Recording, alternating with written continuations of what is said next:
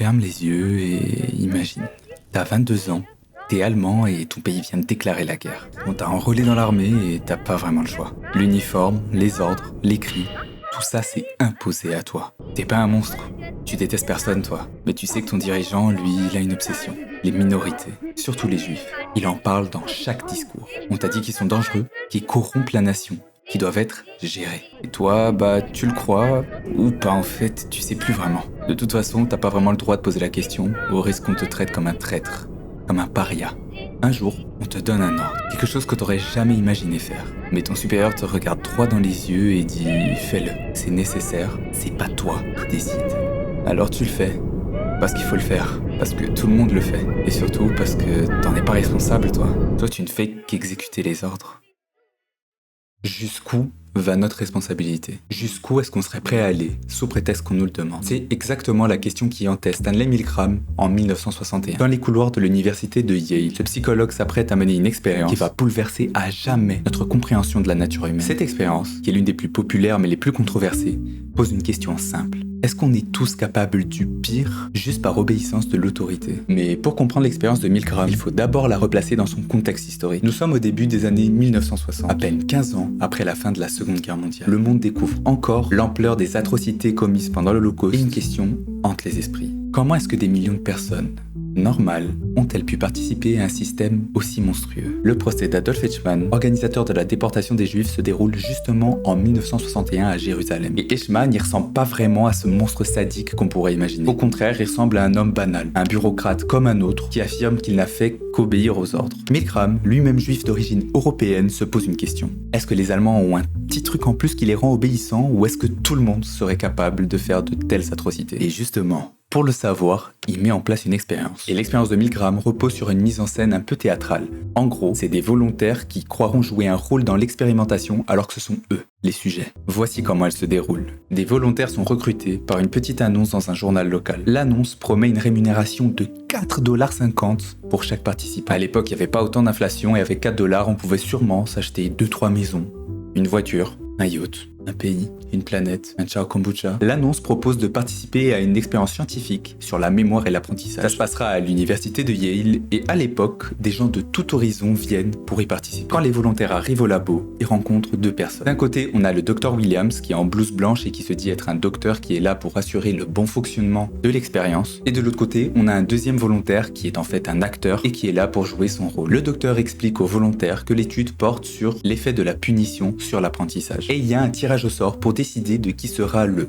professeur et qui sera l'élève. Évidemment, le tirage est toujours truqué, le volontaire est toujours professeur. Le boulot du professeur, c'est quoi? C'est de faire apprendre des paires de mots à l'élève pendant un certain temps. Et après ce temps d'apprentissage, on sépare les deux dans des pièces différentes. L'élève, qui est donc un acteur évidemment, sera mis sur une chaise avec des électrodes un peu partout et le professeur sera mis dans une autre pièce avec un micro pour pouvoir poser les questions à l'élève. Chaque fois que l'élève se trompe, le professeur doit lui administrer une petite décharge électrique. Et à chaque erreur, l'intensité de la décharge électrique augmente. Cette décharge va de 15 à 450 volts. Il y a des petites étiquettes sur les boutons de décharge et justement ça va de choc léger à attention dangereux. Et les derniers chocs, il y a écrit XXX. Vraiment, ça fait peur. Au début de l'expérience, tout se passe bien. L'élève fait très peu d'erreurs et quand il en fait, c'est des petites décharges qui lui sont administrées. Mais très vite, ça escalade. Les erreurs se multiplient et les décharges augmentent. Et à partir de 75 volts, il commence un petit peu à râler. Je rappelle, c'est un acteur, mais le professeur, il l'entend râler dans l'autre pièce. À 120 volts, il crie qu'il a mal. Et à 150 volts, il supplie pour qu'on le détache et qu'on le laisse s'en aller. Et c'est là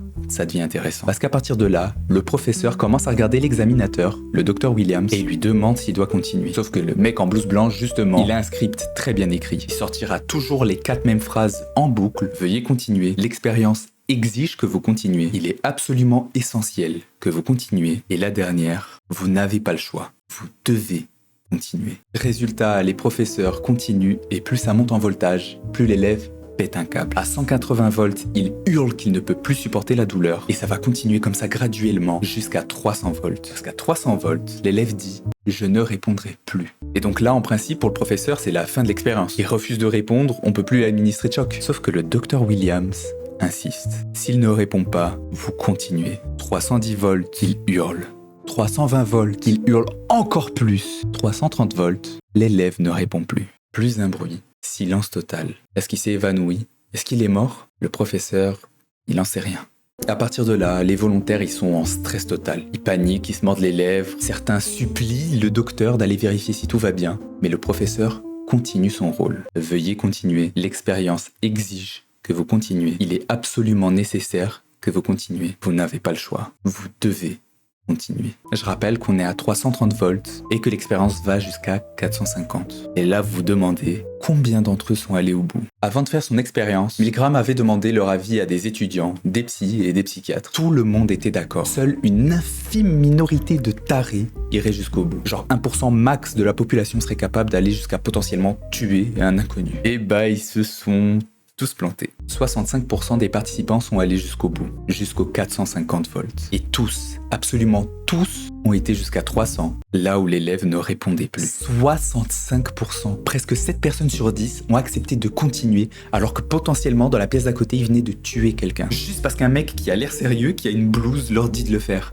Je rappelle, c'est un acteur. Il a aucune qualification. Et le plus flippant dans tout ça, c'est que c'était des gens comme vous et moi. Milgram avait fait attention à recruter des individus normaux, des gens de tous les jours qui n'avaient pas particulièrement une tête de méchant. Enfin, c'est des gens normaux quoi. Et à la fin, quand on leur demandait pourquoi ils avaient continué, ils exprimaient des regrets, la culpabilité. Mais ils expliquent qu'ils ont continué parce que l'examinateur leur a dit de continuer. Voilà, c'est tout. Je l'ai fait parce qu'on m'a dit de le faire. Milgram n'était pas du genre à s'arrêter en si bon chemin. Il a fait plein de variantes de son expérience pour savoir ce qui pouvait déterminer qu'une personne fasse ou non ce qu'on lui demande de faire. Première découverte, le prestige, ça compte. Quand l'expérience se déroule dans un bureau miteux des quartiers de Yale, le taux d'obéissance descend à 48%. C'est pas énorme comme différence, mais c'est déjà ça. Donc visiblement, pour les gens, c'est important que ça ait l'air sérieux. Deuxième truc intéressant, la proximité de l'autorité. Quand le Dr Williams donne ses ordres par téléphone au lieu d'être dans la pièce, seulement 21% des gens vont jusqu'au bout. Et parmi ces 21%, beaucoup trichent en donnant des décharges plus petites. Donc quand les gens sont pas supervisés, ils ont tendance à désobéir plus facilement. Troisième truc, la proximité, mais cette fois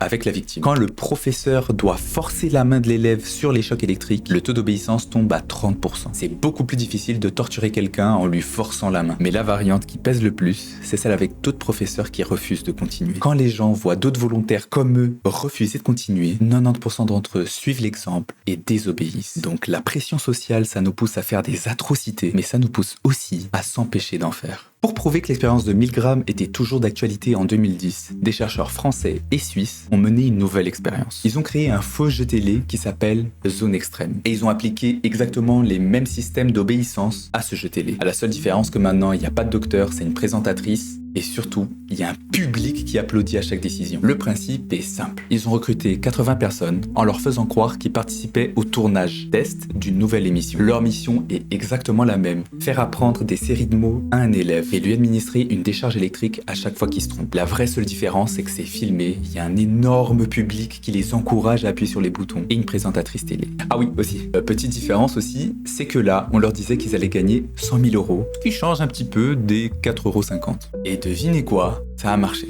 Sauf que cette fois, au lieu d'être 65% à aller au bout, c'est 81% qui sont allés au bout. La télé et la pression du divertissement a poussé 20% de gens en plus à devenir des monstres. En vrai, cette expérience, elle est incroyable. L'émission, elle est encore disponible. Je vous la mets en description. Allez la voir. C'était un super moment pour moi. Pourquoi est-ce qu'on fait ça ? Pourquoi est-ce que quand quelqu'un qui a l'air de s'y connaître nous donne un ordre, notre cerveau se met en mode pilote automatique et on obéit à tout ? On arrête de réfléchir par nous-mêmes, on devient des robots. Alors, le premier phénomène qui fait qu'on accepte tout, c'est la déresponsabilisation. Quand quelqu'un qui a l'air de s'y connaître te dit de faire quelque chose, généralement on se déresponsabilise. On se dit qu'il sait ce qu'il fait, donc c'est à lui que revient la responsabilité. Moi, j'ai juste à appuyer sur le bouton. Le deuxième piège, c'est que ça escalade très doucement. Je m'explique. Ça commence doucement avec 15 volts. Ensuite 40, ensuite 55. Chaque décharge est un petit peu plus élevée que la précédente. On n'appuie pas directement sur un bouton qui fait qu'il s'évanouit et qu'il parle plus. Tout ça va graduellement. On n'a pas l'impression de faire mal à quelqu'un. On se dit juste qu'on va un tout petit peu plus loin que la dernière fois. Les gens n'ont pas l'impression de torturer quelqu'un. Ils se disent juste qu'ils sont en train de suivre les ordres et que tout est absolument normal. Le troisième piège, c'est que c'est pas vraiment ma faute. L'université de Yale, c'est prestigieux. Et surtout, pareil, il y a un mec en blouse blanche que je suis en train de faire, c'est pas moi qui le fais. C'est la science. L'expérience de Milgram nous montre que dans les bonnes conditions, on est quasiment tous prêts à faire des choses horribles. Dans les bonnes conditions, on est tous des monstres. Mais j'ai une bonne nouvelle pour vous. La bonne nouvelle, c'est que maintenant, vous êtes au courant. Maintenant, vous pouvez vous poser et réfléchir. Est-ce que moi, dans ma vie, j'ai déjà fait quelque chose d'immoral juste parce qu'on me le demandait? La réponse est très probablement oui. On l'a tous déjà fait. Mais c'est pas vraiment grave, parce que maintenant vous êtes au courant. Maintenant, vous réfléchirez avant de faire quelque chose d'immoral. Parce que réfléchir, c'est le meilleur moyen d'éviter que des choses horribles qui ont eu lieu se reproduisent. C'est à cause de gens qui n'ont pas assez réfléchi qu'on a étudié le génocide juif. Et c'est à cause de gens qui ne réfléchissent pas assez qu'on étudiera demain le génocide palestinien. Abonnez-vous si vous voulez voir d'autres vidéos dans le même style. Likez si le cœur vous en dit. Et n'hésitez pas à me faire vos retours par commentaire. Pas plus d'une insulte par commentaire s'il vous plaît. Bref, à bientôt pour la prochaine vidéo qui portera sur